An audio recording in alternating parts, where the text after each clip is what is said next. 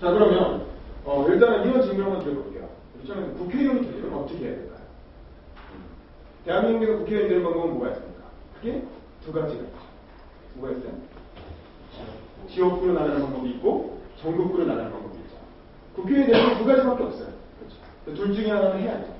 그래서 이제 정치권에 아주 유명한 격언 중에 뭐가 있냐면 이런 말이 있어요. 출마해야 당선된다.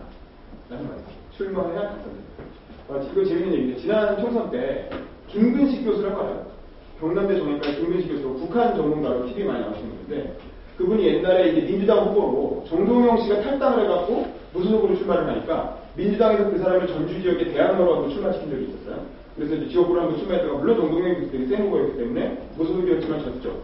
그래가지고 표표차를 쳐서 낙선을 했어요. 그 다음에 어떤 일이 있었냐면 근데 그 양반들이 그리고 나서 이제 김근식 교수가 다시 교수로 돌아가서 검증을 하시다가 이번에 이제 김근식 교수가 먼저 국민의당으로 합류를 했어요. 국민의당으로 합류해서 전주 지역에 다시 출마를 하려고 준비를 하고 있었는데 국민의당이 정동영이 또 들어왔네? 어떻게 되지? 그러니까 이런 안면도 없는 거죠. 근데 정동영이 또 들어오니까 국민의당 중에서 아무래도 정동영이 유명하니까 정동영한테 공천을 줬겠죠. 그러니까 김근식 교수는 어떻게 됐어요? 여기 붕 떴죠. 그걸 뭐라 그래요? 우리가 낙동강? 그렇게 돼서 어떻게 됐어요? 그래서 이제 명언이 열이 받아 있는데 당에서 어떻게 했냐? 그러면 비례대표라도 하시라고. 그래서 몇 번을 줬냐면 10번을 줬어요. 10번을. 그래서 국민의당 10번이 되겠어요? 안 되겠어요? 그 당시만 해도 선거제 됐다는 말. 그러니까 이 양반이 짜증이 나가지고 됐다고 때려쳤어요. 안 받았어요. 안 받고 그냥 선거 지원 유세만 좀 하고 방송에 좀 출연한 정도로 좋았는데 실제로 당선이 몇 번까지 됐어요? 13번까지. 그래서 이 양반은 그러니까 상승률을 보일 수밖에 없었다. 이게 뭐예요? 결국 뭡니까? 출마해야 당선됩니다. 무슨 지역구든 전국구든 출마해야 당선되는 거예요. 자, 그러면 볼까요? 지역구가 있고 전국구가 있고. 지역구 이분은 누구예요? 옛날에 민주통합 해놨던 이현주 의원이라고 혹시 알아요? 이분은 이제 원래 검사 출신이에요. 검사 출신인데 SK의 법률 자문인가로 갔다가 여성 법조인으로 민주당에 영입이 돼서 영입인으로 지역구에 출마를 해서 국회의원이 됐고. 이분은 누구예요? 윤승민, 필리버스터 유명했던 윤승민 의원이죠.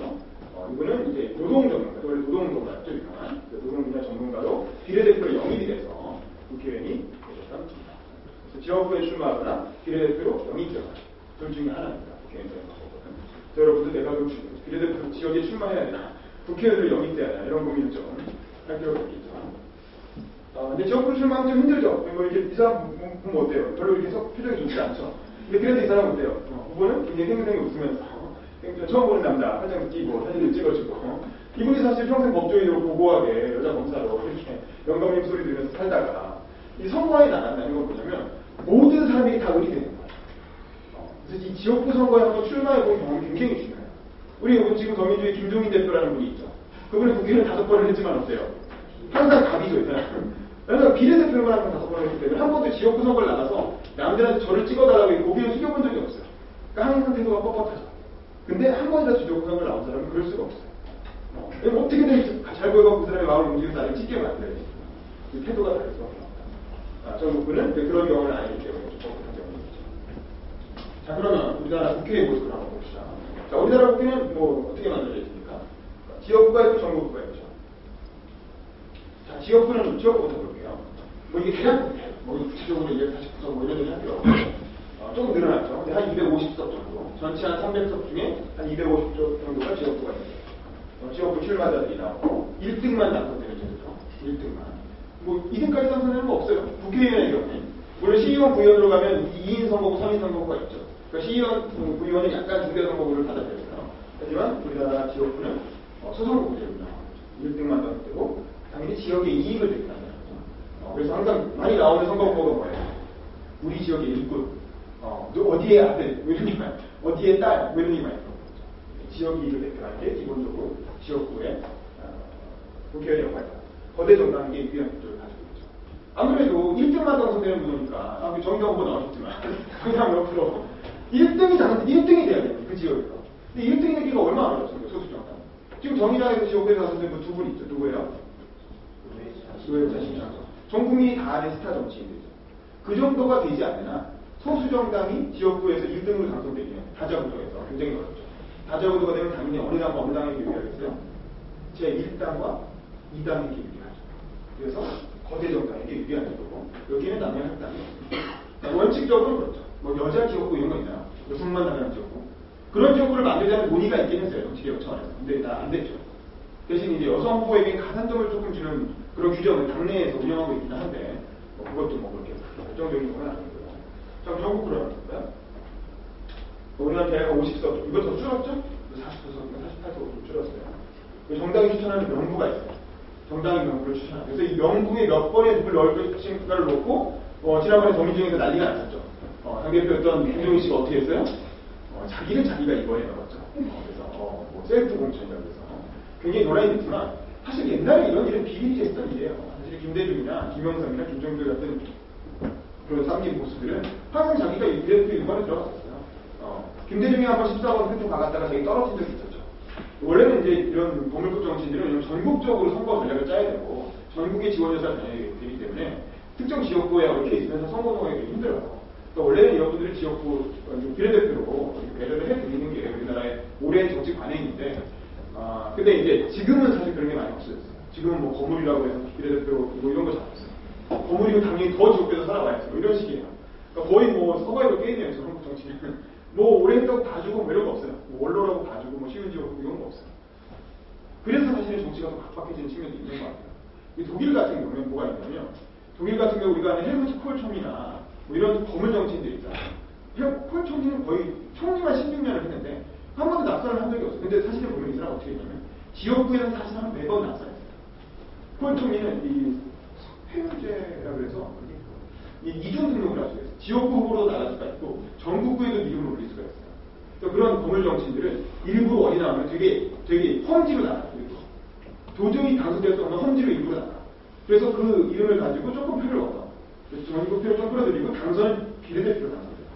그런 식으로 해가지고 그 당의 지도부급이 되면 굳이 지역구 선거를 치르지 않아도 계속 국회의원이 될 수 있게 배려해주는 그런 전통이 있어요. 우리는 동의시 정당 명부제가 좋다고 하면서도 그런 제도는 절대 안 받으려고 하죠. 진보 진영도 그런 얘기는 안 해요. 근데 사실은 정치가 어느 정도 안정적으로 굴러가려면 정치인도 사실은 그게 직업적 연속성이 어느 정도 보장이 돼야 정치를 한 거 아니에요. 김광진은 아무리 훌륭하게 일어나도 하면 뭐합니까? 지역구에서 낙선해버리잖아요. 사실은 그렇게 인상적인 활약을 한 그거는 비례대표를 한 번 더 줄 수도 있잖아요. 사실은. 근데 우리는 그런 게 없어요. 각박해요. 비례 한 번 준 것 자체가 엄청난 특혜인데 어디 비례를 2번 받을 생각을 해요. 뭐 이런 거죠. 무조건 지역을 나서 당선돼야 돼요. 한 번 비례를 받으니까. 비례를 2번 받는다는 건 한국적인 되게 드문 일인데 김종인 대표는 5번을 받으셨어요. 그러니까 참 대단한 사람이긴 하죠. 어쨌든 정당 추천 명부 당에서 뿌리게 돼 있고 이 명부를 어떻게 작성할 것인가도 매번 논란이 돼요. 근데 이번에 정의당 같은 경우에는 전당원 투표로 명부를 작성했죠. 그래서 김종대 씨가 전체 1등을 해가지고 이번에 남자여서 2번 받아서 당선했죠. 뭐 그렇게 하는 방법도 있고 당 지도부가 전략적으로 배치를 하는 방법도 있고 그렇죠? 그리고 뭐 대의원들이 선출하는 방법도 있고 여러 가지 방법이 있어요. 이번에 새누리당 같은 경우에 당 지도부가 전략적으로 명단을 그냥 짜서 발표를 일반적으로 했죠.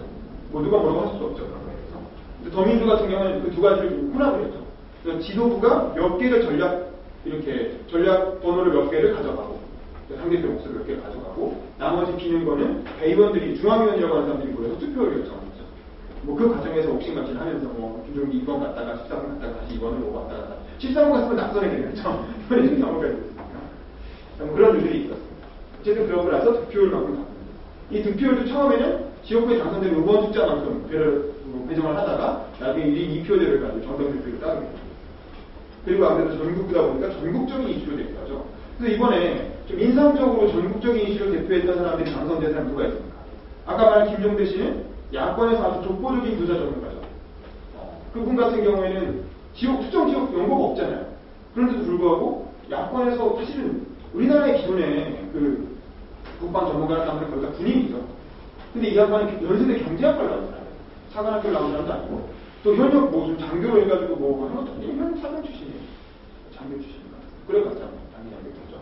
근데 이 사람이 어떻게 우연한 기회에 국회의원 보좌관으로 일을 하다가 국방위원회에서 보좌관으로 일을 했죠. 국회의원 보좌관 되면 그 위원회에 대해서 굉장히 전문가가 될 수밖에 없죠. 본의 아니게 비판을 해야 되니까. 그리고 나서 청와대에 들어가서 노무현 때 일을 했고 윤봉 국방부 장관의 비서로 국방부 장관 비서로 또 국방부 관련된 일을 하게 됐죠. 그러면서 본의 아니게 아주 이상한 이렇게 우연적인 계기로 국방 전문가가 됐어요. 정치 쪽에서 정치 언저리에서 일을 하다 보니까 정치 원래 참모로 보좌진으로 들어왔다가 이제 국방 쪽에 전문성을 쌓은 일이시죠. 그래서 이 양반이 처음 냈던 책이 뭐냐면 참여정부의 국방개혁에 관한 책을 냈어요. 노무현 시대의 문턱을 넘다라고 하는 참여정부가 추진했던 국방개혁에 관한 책을 냈다가 그 책이 이제 꽤 이슈가 되면서 이 사람이 되게 민간적 국방 전문가다라는 이슈가 되면서 출연하기 시작했어요. MBN에 열심히 출연해가지고 이분으로서 이제 국방 전문가 논리 알려줬고 이래저래 책도 써냈고 그러다가 결국에 이제 정의당으로 생각이 됐죠. 이 양반은 이제 뭡니까? 사실은 정의당이 물론 좋아서 갔겠지만 전략적인 선택을 한 거죠. 민주당으로 가려고 치니까 민주당은 너무 후보가 많고 그래서 바뀌기가 어렵잖아요. 자기 당 보좌관에 있던 사람을 국회의원 주겠어요? 근데 이제 이걸 우겨서 정의당에 되죠. 일종의 블루오션으로 찾아간 케이스가 봤었습니다. 더민주에서도 이번에 좀 인상적인 일이 됐다는 환자들이 있죠. 누가 있습니까? 여러분 그 재윤경 씨라고 알아요. 재윤경 씨. 여자 의원 이번 당선자인데 뭐예요? 여러분 주빌리 은행이라고 그 악성 채무 있잖아요. 사람들이 이제 옛날 IMF 때부터 발표하면은 진짜 오래된 15년 된 악성 채무. 그런 악성 채무가 막 이상한 데로 팔려가고 하다가 결국에는 누가 가져가요? 그 악성 채무를? 조폭들이 가져가요. 조폭들이 가져가서 어떻게 해요? 추심하잖아요. 우리 똥파리가 영화 봤죠? 추심하러 와가지고 막 이렇게 때려부시고 막 이렇게 집에서 가서 눌러 앉아서 막 밥해 보려고 그렇게 해가지고 받아내잖아요. 그런 악성 채무를 다 같이 모아서 근데 사실 몇 푼 안 되는 돈이거든요. 몇 푼 안 되는 돈인데 그것 때문에 엄청나게 이렇게 사람이 하게 되고 그렇다면 은행들이 다 포기한 돈이에요. 은행들을 포기하고 헐값을 팔아넘긴 돈인데 그거를 이제 마지막에 가면 조국들이 이렇게 해가지고 그걸 한단 말이죠. 그런 거를 청산해주는 운동. 그런 걸 이제 주빌리 은행이라는 지자체도 받고 후원도 받고 은행을 만들어서 그런 사람들 악성 채무를 대신 이제 갚아주고 혹은 탕감해주고 이제 그런 운동을 벌여갖고 성남 이재명 시장이랑 같이 그런 운동을 벌여서 꽤 인사적인 활동을 했던 분이고 그분이 이번에 비례대표로 당선됐죠. 그분이 지역구에서는 어떻게 당선됐겠어요? 지역구 그냥 당연히 안 되죠. 근데 그런 전국적인 운동이 이슈가 됐기 때문에 지역구에서 당선됐죠. 김영권 씨라고 또 축협하셨다. 얼마 전에 소 키우던 분도 평생 농민운동하고 축협하셨던 분도 이번에도 당선됐죠. 그분도 굉장히 인상적인. 그분도 원래 전체 김정일이 처음에 명단을 짰을 때는 쫙 40번, 50번대였어요. 그러니까 도저히 당선이 안 되는 사람이었는데 마지막에 이제 뒤집히면서 중앙위로 가져가서 연설을 투표를 할 때 그때 마지막에 2분 연설을 시켰어요. 2분 연설을 시켰는데 김영권 씨가 그 2분 연설을 통해서 전체 1등을 했어요. 전체 1등에서 원래 30번대 뒤에 있던 사람이 갑자기 앞으로 확 올라가서 이번에 당선됐어요. 그분이 뭐라고 했냐면 그 사람 원래 서울대 나온 사람인데 자기 서울대 시절에 운동권이었다는 거죠. 근데 그때 보대가 학생운동을 했던 기간보다 농민으로 산 기간이 훨씬 더 길어졌다. 어느새 졸업하고 들어간 농민 소를 키우면서 그 지역의 위성, 경상북도 위성 쪽에서 축산운동을 하시다가 뭐라 그랬냐면 자기가 와이프한테 밤에 아내한테 다가가기가 미안할 정도로 손이 너무 이렇게 거칠어졌다는 거예요. 무슨 얘기인지 아시겠죠? 평생을 농민으로 살다 보니까 완전히 농민의 서울에 나온 사람이 완전히 농민의 손이 거예요. 그래갖고 와이프한테 이제 같이 자자고 이렇게 덤비기가 미안할 정도가 됐다는 거죠.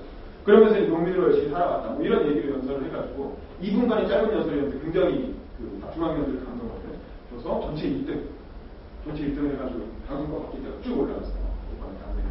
그런 분들이 비례대표를 통해서 당선이 됩니다. 사실 저는 되게 안타까워요. 더민주의 중앙위원 비례대표 경선 굉장히 의미 있는 행사예요. 대한민국 역사상에 의미 있는 행사인데 정의당도 마찬가지죠. 왜 그런 건 생중계를 안 하죠? 사실은 미국이 오바마가 떠든 이유가 전당대회 생중계 때문에 쓴 거잖아요. 사실 우리 팩트TV나 국회방송 이런 데서 그런 것 좀 생중계 해가지고 국민들이 다 같이 보는 좋을 텐데. 그러면 그런 것들이 국민들한테 알려주고 그래서 수사 정신이 나올 텐데 우리는 이상하게 그런 것들을 그냥 당내 행사로 치부를 하고 좀 그런 대통령 후보쯤 돼야 그 사람들이 하는 말을 중요해 국민들이 보고 이런 경우가 있죠. 아시죠? 어쨌든 남녀 58단이죠. 근데 안 지키는 경우도 있어. 치사하게. 어떻게 보면 직접으로. 그러니까 이번에 안 지켜도 처벌할 조항이 없다는 게 이번에 들어갑니다.